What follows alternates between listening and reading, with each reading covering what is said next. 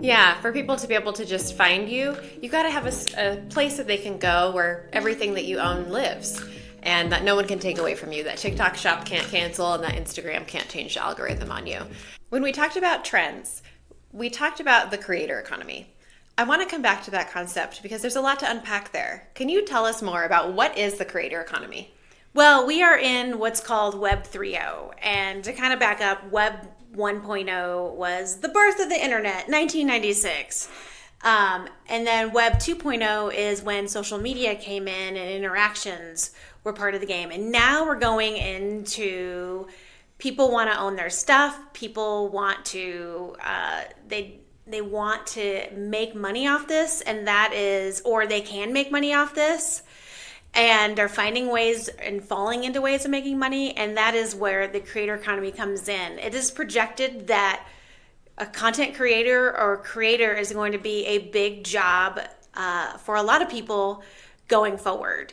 And it's really funny because I've been a content creator for at least 15 years, and I never considered myself one until this year, because now it's okay to be a content creator. Whereas before there was kind of like a little bit of an ick factor to it. Do you want to talk about how creators make their mark on the internet, what kinds of content they create, and how it's done? So let's say creators are sometimes falling into this.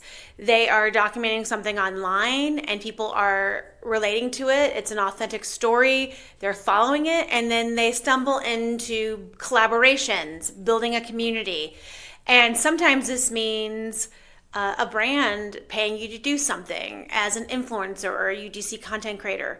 It may also mean that you take this community off social media and put it into something else like a Patreon or Substack that they're paying for. And this just means they are making money, a side hustle or full-time job doing this, of creating content. And it becomes a job for them, and they can leave their regular job and do this. And some people may say, well, isn't that influencer marketing? But you don't have to have 10,000 followers to make something like this happen. You read my mind. I was just going to say that sounds like influencing, but I love how you're saying that they're regular people. They kind of fall into it, and then they see what gets traction, and then they have that community around it. So this really brings up the point of just marketing in general and how it's changed, right? So social media was kind of one of those extra things, nice to haves, and now it's really shifted into a necessity. What do you think about that? It's a must-have for your marketing. It's a traditional marketing method now that every business should have. Businesses need to stop treating social media like it's 2019. We see so many social media marketing agencies not doing video, really relying on graphics and carousels, or making videos out of graphics, basically opening up Canva and making a video for someone. And it needs to have a human touch, and it needs to be relatable and authentic. And if you are working with somebody that's not putting video on your feed, they're treating your social media like it's 2019. There are things that big brands are using. They're using places like TikTok Shop and Instagram Shopping now more than ever to generate revenue. They're using it like a website because people trust those things. They're doing things like hiring content creators to create content for them. We're seeing creators and brands using TikTok Shop. We're also seeing creators and brands using Instagram Shopping as well, and seeing sales that way. So getting that, and there's some resistance to getting your brand onto the TikTok Shop. I've seen it to people we talk about. It's just another way to get your product out there. We're seeing brands hiring UGC creators. For example, we live in Bend and people want variety. So they're going out of the area to get a variety of content creators to fit their brand. Instead of having the content created at their location, they're hiring content creators, not necessarily influencers, to create content for them. Yeah. So it's really interesting because I see creators either only being on TikTok and only being on Instagram Shop, and almost having that be like their website, and they're not creating a standard website anymore. And I feel like that's a mistake. So even though we're treating social media like it is 2024 and not 2019, you still need a website. You still need a website. You still need SEO.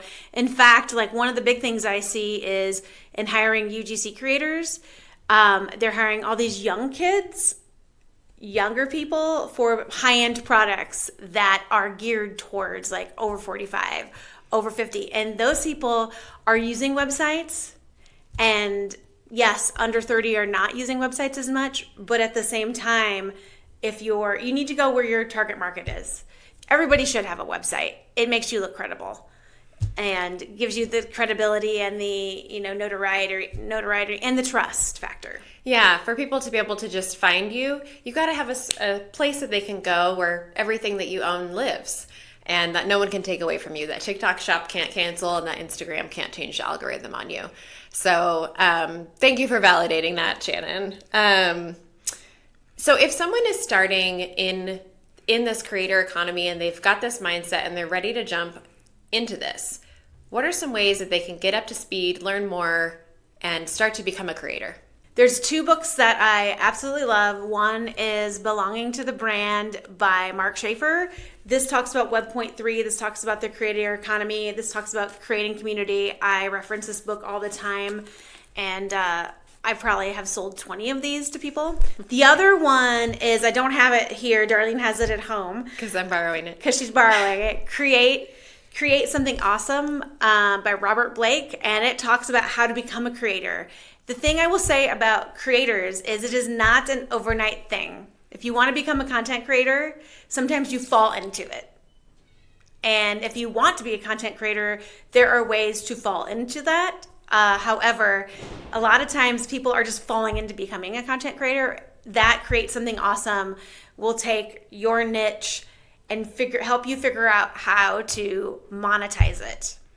And it's a great book. But both of those books, Belonging to the Brand and Creating Something Awesome, if you're into marketing, you're a marketing director, you're a marketing agency, and you want to get into the creator economy, those 2 books are must-haves.